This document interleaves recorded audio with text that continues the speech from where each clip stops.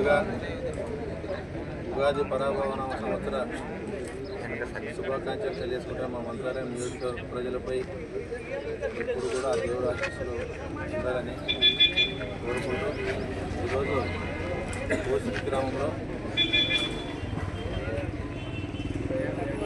మహాత్మా గాంధీ జాతీయ ఉపాధి హామీ పథకం కింద ₹1,00,00,000 కూడా ఈ రెండు వైపుల డ్రైనేజీకి కోసి మెయిన్ రోడ్డు రెండు వైపుల డ్రైనేజీ కూడా భూమి పూజ చేయడం జరిగింది. అదేవిధంగా ఈ కోసికి గ్రామంలో ₹85 లక్షల కూడా శాంక్షన్ కావడం సీసీ రోడ్లకి, అదేవిధంగా మోడల్ స్కూల్కి కూడా ₹30 లక్షల కూడా శాంక్షన్ కావడం జరిగింది. మొత్తం ₹2,15,00,000 కూడా ఈరోజు కోసికి గ్రామంలో భూమి పూజ చేయడం జరిగింది. అదేవిధంగా కోసి గ్రామ ప్రజలందరికీ నా నమస్కారాలు తెలియజేయడం ఏమంటే, ఇక్కడ ఉన్నటువంటి ఈ రోడ్డుకి ఇరువైపులు కూడా చిన్న చిన్న షాపులు పెట్టుకున్నారు. వాళ్ళకు కూడా ఇబ్బంది కలిగిండొచ్చు.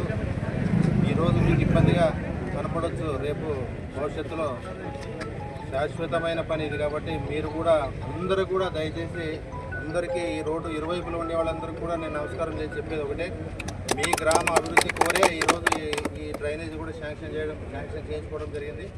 మీరందరూ కూడా కోఆపరేట్ చేసి ఈ డ్రైనేజీ ఈరోజు మనం ఎంత వెడల్పు ఉంటే రేపు భవిష్యత్తులో ఈ గ్రామం ఇంకా పెద్దగా అయ్యేది ఉంది. కాబట్టి మీరందరూ కూడా కోఆపరేట్ చేసి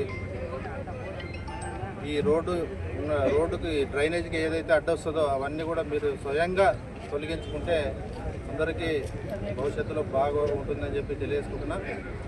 త్వరలోనే అన్న క్యాంటీన్ కూడా రెడీ అవుతుంది. ఆ త్వరలోనే అది కూడా ప్రారంభం కోసం పెట్టుకుంటాము.